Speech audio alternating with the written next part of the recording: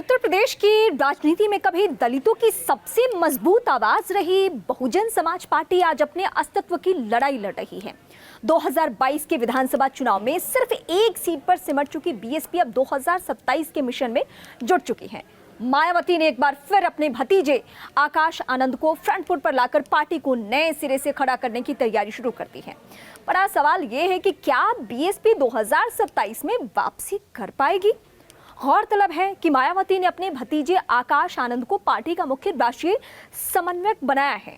आकाश को मई में अचानक पार्टी से वापस ले लिया गया था और तब उन्हें 3 राष्ट्रीय समन्वयकों के ऊपर काम करने की जिम्मेदारी सौंप दी गई थी। ये पद विशेष रूप से आकाश के लिए बनाया गया।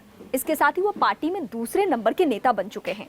अब ये प्रश्न उठने लगा है कि आकाश आनंद बीएसपी के लिए मजबूरी क्यों बनते जा रहे हैं, जबकि लोकसभा चुनाव में पार्टी का प्रदर्शन सबसे खराब था।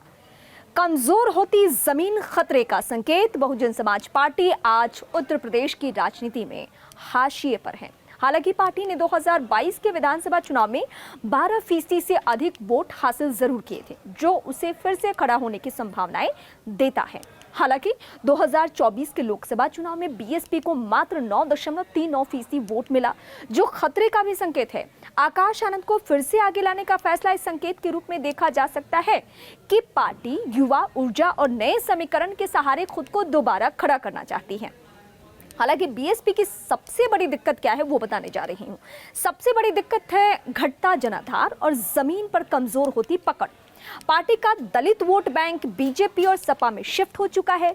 वहीं मुस्लिम सपा में अपना भविष्य तलाश रहे हैं। साथ ही नगीना से सांसद चंद्रशेखर रावण का दलित वोटर्स पर बढ़ता प्रभाव भी बीएसपी के लिए खतरे का संकेत है।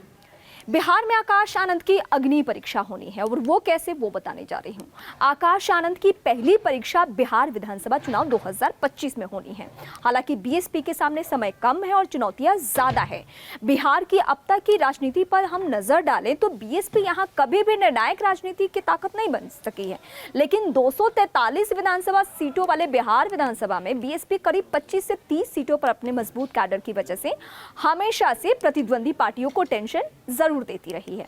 हालांकि बिहार में बीजेपी आरजेडी के बाद प्रशांत किशोर और एआईएमआईएम की एंट्री के बाद बीएसपी की राह बहुत मुश्किल है। बिहार में बीएसपी ने अपनी स्ट्रैटेजी कैसे बदली है, राजनीति कैसे बदली है, वो बताने जा रही हूँ। पार्टी सुप्रीमो मायावती ने आकाश आनंद को मुख्य राष्ट्रीय संयोजक नियुक्त कर ये स्पष्ट कर दिया कि 2027 का चुनाव अब युवा नेतृत्व के हाथों में होगा, यानी आकाश के हाथों में।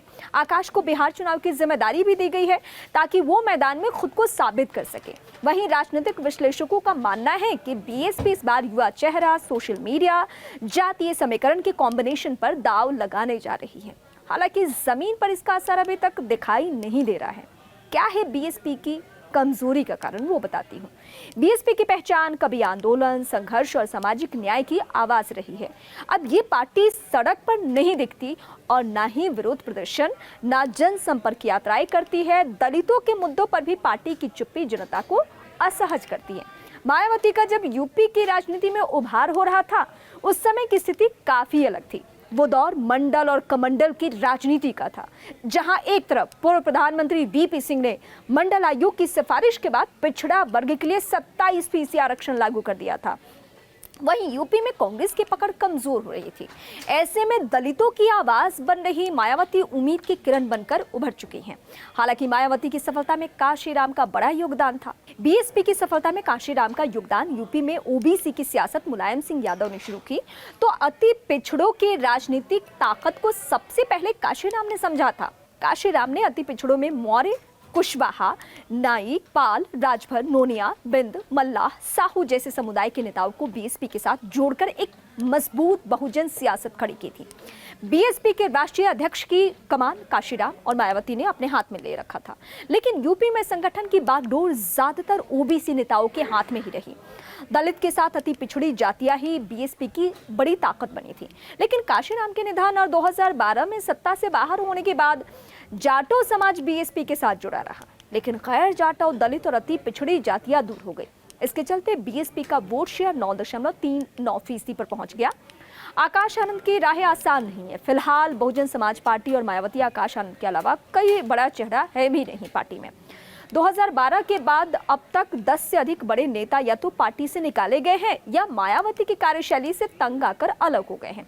इनमें कई बड़े नाम शामिल हैं, जैसे स्वामी प्रसाद मौर्य, नसीमुद्दीन सिद्दीकी, आर.के. चौधरी, जयवीर सिंह ब्रिजलाल, इंद्रजीत सरोज, मुनकाद अली, लालजी वर्मा, राम अचल राजभर। वहीं सतीश चंद्र मिश्रा का कद भी कम हुआ है। ऐसे में आकाश आनंद की राह फिलहाल आसान किसी भी सूरत में नहीं है।